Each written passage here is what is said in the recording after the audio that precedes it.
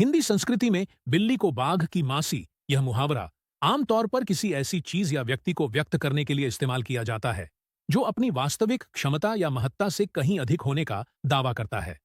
यह मुहावरा दो चीजों, बिल्ली और बाघ, के बीच एक बड़े अंतर को दर्शाता है, जैसे कि उनका आकार, ताकत या प्रभाव।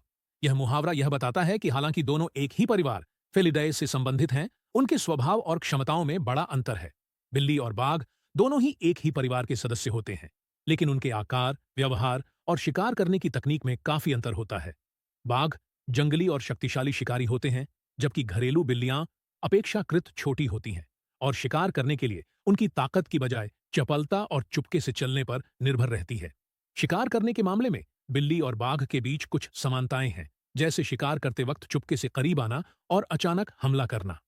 हालांकि यहां एक बड़ा अंतर यह है कि बाघ शिखर पर स्थित शिकारी होते हैं और वे बड़े शिकार जैसे कि हिरण या जंगली सुअर करते हैं। वे अपनी विशाल ताकत और शक्ति का उपयोग करके अपने शिकार को पकड़ते हैं।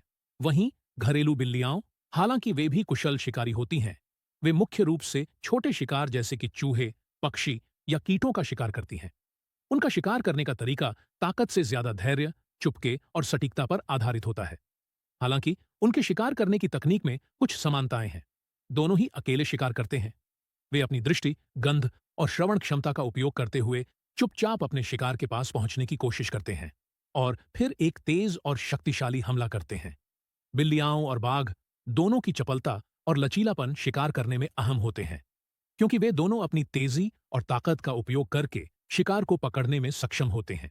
कुल मिलाकर, हालांकि घरेलू बिल्ली और बाघ के शिकार करने के तरीके में कुछ समानताएं हैं, बिल्ली को बाघ की मासी मुहावरा यह दिखाता है कि उनके आकार, ताकत और शिकार करने की क्षमताओं में बड़ा अंतर है, और यह बताता है कि हालांकि वे एक ही पशु परिवार से हैं, उनके जीवन और क्षमताओं में बड़ा फर्क है। If you like our video, please subscribe our channel. Thanks you.